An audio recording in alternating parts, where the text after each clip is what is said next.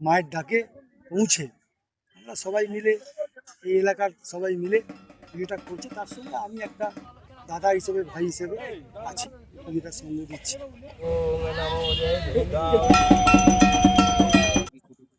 আজকে খুজরি পুজো হলো, বুদ্ধ পূর্ণিমার দিনে, গুরু পূর্ণিমার দিনে ছিল, এখনো আছে। আমরা আগে অ্যাক্টিভলি ভাবে এখানে পার্টিসিপেট করতাম পুজোয়, এখনো পার্টিসিপেট করছি।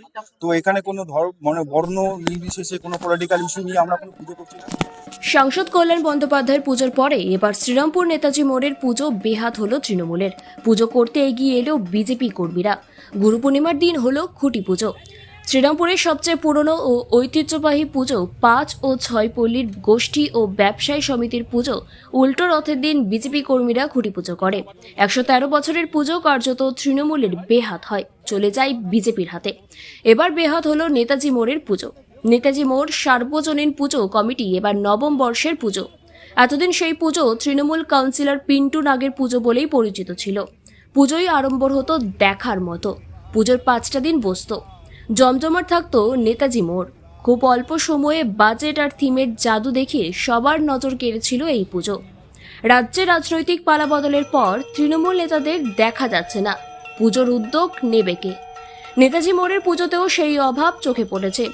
তাই আজ গুরু পূর্ণিমার দিন বিজেপি কর্মীরা সেই পুজোর সূচনা করে দিল খুঁটি পুজো করে। বিজেপি নেতা পরাগ তরু মিত্র হলেন মূল উদ্যোক্তা। আগের কমিটি ভেঙে গঠন করা হচ্ছে নতুন কমিটি, জানিয়েছেন পরাগ তরু। পুজো দখল ঠিক বলবো না, এই পুজোটা একটু করতে গেলে একটু অসুবিধা ছিল, হচ্ছিল না, এরকম একটা কথা চলছিল।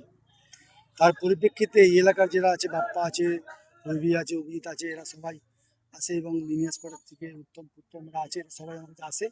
দাদা পুজোটা হচ্ছে না, কোনো কারণবশত আটকে যাচ্ছে। তো স্বাভাবিকভাবে মায়ের ইচ্ছা ছিল, মায়ের ডাক ছিল, মায়ের ডাকে পৌঁছে আমরা সবাই মিলে এই এলাকার সবাই মিলে পুজোটা করছে। তার সঙ্গে আমি একটা দাদা হিসেবে ভাই হিসেবে আছি, পুজোটার সঙ্গ দিচ্ছি। আজকে খুজরি পুজো হলো, বুদ্ধ পূর্ণিমার দিনে, গুরু পূর্ণিমার দিনে, একটা শুভ দিনে আমরা আগে তো এই পুজোর একটা কমিটি ছিল, সেই কমিটি এখন না, পুজো তো প্রত্যেক বছর কমিটি চেঞ্জ হয়, এবং যেহেতু এবারে একটুখানি রদবদল হয়ে গেছে, পুজোটা একটুখানি চেঞ্জ হয়ে গেছে, সেহেতু পুজো কমিটিটা চেঞ্জ হয়ে গেছে।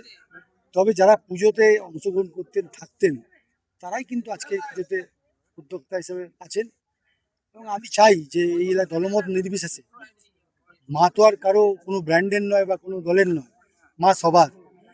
আর মায়ের সন্তান, মায়ের কন্যা, এরা সবাই আছে।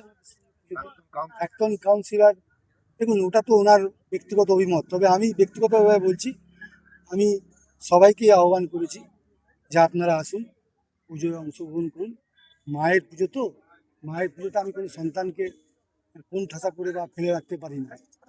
এটা করেছিলাম এবছরও। পুজো কমিটিকে বলেছিলাম মিটিং ডাকতে। আমার শরীর ভালো না, আপনারা জানেন যে আমার অপারেশন হয়েছে।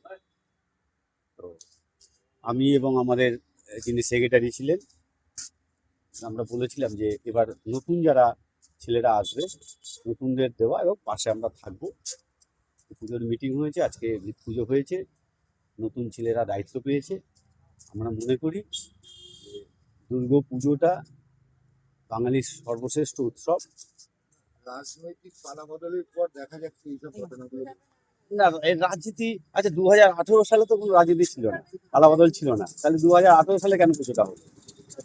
আমরা যদি সব বিষয়গুলোকে রাজনীতির মতো করে দেখি তাহলে রাজনীতি, আর যদি আমরা স্বাভাবিকভাবে দেখি তাহলে আমরা মনে করি যে প্রতি বছরই দেখবেন পুজোতে কেউ না কেউ চেঞ্জ হয়, আসে নতুন ছেলেরা আসে।